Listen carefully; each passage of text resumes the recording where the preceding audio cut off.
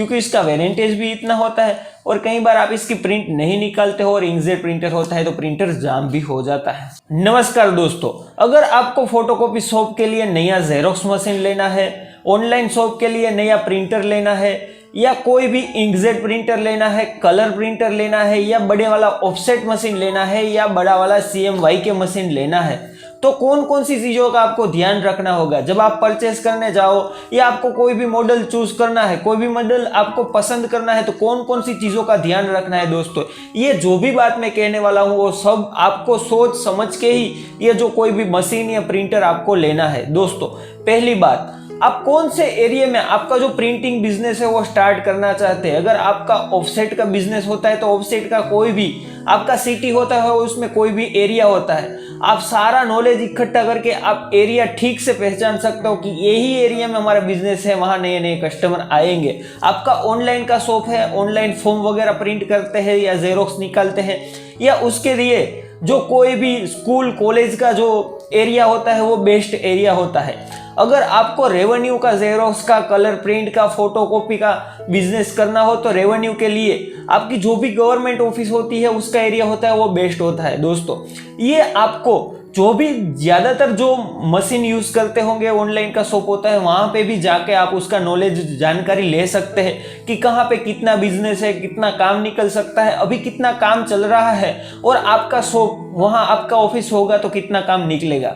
और दोस्तों, वही हिसाब से हमें कितना जो हमारा प्रिंटर होता है उसकी स्पीड कितनी होती है, हमारा जेरोक्स मशीन होता है, आपका CMYK का बिजनेस होता है तो CMYK में आप कितना काम कर सकते हो।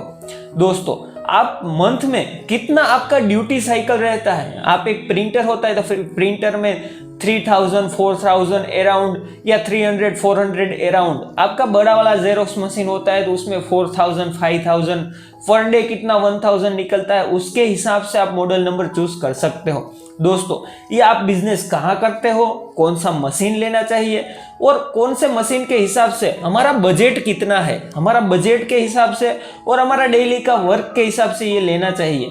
और दोस्तों, जो भी मॉडल आप परचेस करते हो वो स्टार्टिंग में थोड़ा लो बजट में लेना चाहिए, क्योंकि आपका 1 ईयर या 6 महीने जो बिजनेस अच्छा सा ठीक से चलने लगता है तो आप कोई भी नया मॉडल परचेस कर सकते हो और अपने बिजनेस को ज़्यादा आगे बढ़ा सकते हो। अब दोस्तों, ये मॉडल नंबर हमने चूज कर लिया, अब 2-3 मॉडल चूज किए होते हैं, उसमें कौन सा मॉडल हमें लेना होता है। दोस्तों, पहले ये देख लेना है आपके आसपास के एरिया में जो ऑफसेट मशीन होता है, CMYK मशीन होता है, ऑनलाइन का शॉप जो चलाते हैं, फोटोकॉपी का शॉप होता है, जेरोक्स मशीन वाले का जो मशीन होता है, वो ज़्यादातर कौन से मशीन यूज करते हैं, क्योंकि वही मशीन में वो एरिया में आपका जो काम है वो काम है क्या ज़्यादा सहलाई से होने वाला है, जो आपका काम है वो ठीक से हो जाएगा, वही मशीन बेहतरीन तरीके से उसमें चलती है, जो ज़्यादातर पुराने जो मशीन यूज़ कर रहे होते हैं उन सभी को मालूम होता है।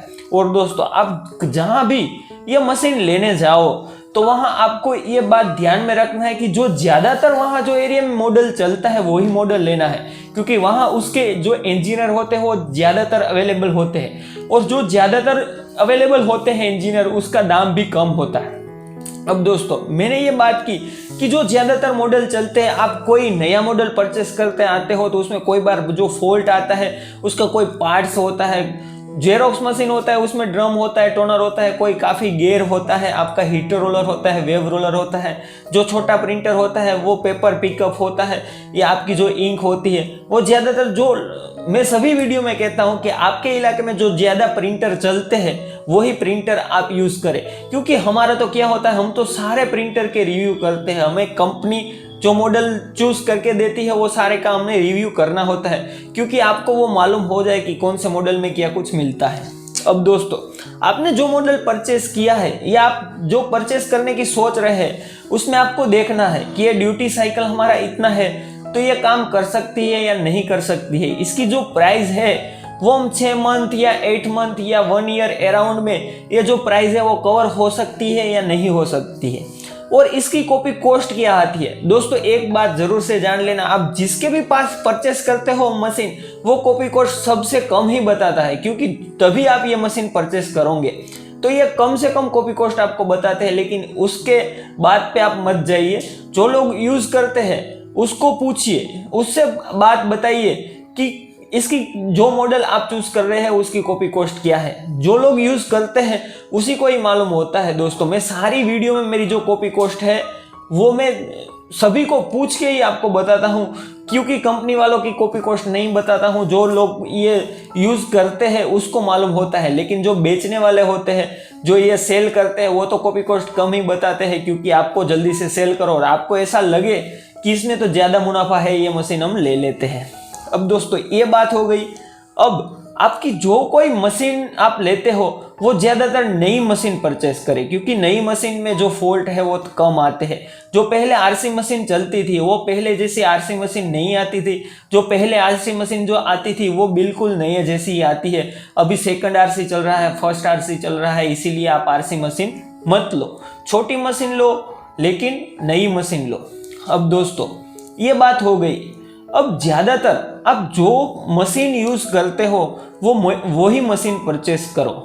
आप जब नई मशीन लेते जाते हो तो उसका जो सॉफ्टवेयर अलग होता है, उसका सारा सिस्टम अलग होता है, वो प्रिंटिंग का जो उसका प्रोसेस होता है वो डिफरेंट होता है, इसीलिए आपको थोड़ी दिक्कत आ सकती है। अब दोस्तों आप प्रिंटर परचेस करने जाते हो, प्रिंटर परचेस करने के लिए आपको हमारे चैनल पे कई सारे वीडियो मिल जाएंगे।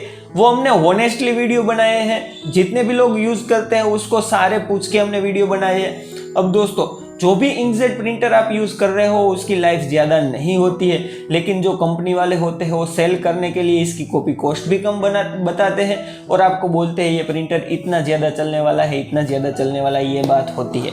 अब दोस्तों प्रिंटर में आपको ये ख्याल रखना है कि आपका वर्क कितना है, वर्क के हिसाब से ही आपको लेना है। आपका वर्क 100 का है तो 100 कॉपी आपको जो प्रिंटर में अच्छी लगे वही प्रिंटर लेना है, क्योंकि जो ज्यादा आप बड़ी वाली प्रिंटर लेते हो तो उसकी लाइफ ज्यादा नहीं होती है। उसको जो बड़ी वाली मशीन होती है उसको इसकी ड्यूटी साइकिल होती है, उतनी प्रिंट तो चाहिए ही, क्योंकि इसका वेरिएंटेज भी इतना होता है। और कई बार आप इसकी प्रिंट नहीं निकालते हो और इंकजेट प्रिंटर होता है तो प्रिंटर जाम भी हो जाता है। दोस्तों ये सारी बातों का हमें ध्यान रखना है और ऐसे ही कंप्यूटर और टेक्निकल प्रिंटिंग से रिलेटेड नॉलेजेबल वीडियोस के लिए नीचे सब्सक्राइब बटन को जरूर से क्लिक कर दीजिए। हाँ दोस्तों जरूर से क्लिक कर दीजिए, सारी बातें आपको मिलती रहे। और दोस्तों इसमें आपको कोई भी बात ऐसी लगी है मैंने नहीं बताई है तो मुझे कमेंट करके बता सकते हो। अगर आपका कोई भी सुझाव है तो जल्दी से कमेंट कर दीजिए, और वीडियो कैसा लगा है वो मुझे कमेंट करके बता दीजिए। वीडियो अच्छा लगा है तो वीडियो को लाइक कर दीजिए, क्योंकि आपकी एक लाइक से हमें बहुत मोटिवेट होते हैं और ऐसे ही नई नई वीडियो हम आपके लिए लाते रहते हैं। तो दोस्तों मिलते हैं अगले के वीडियो में, तब तक जय हिंद, वंदे मातरम।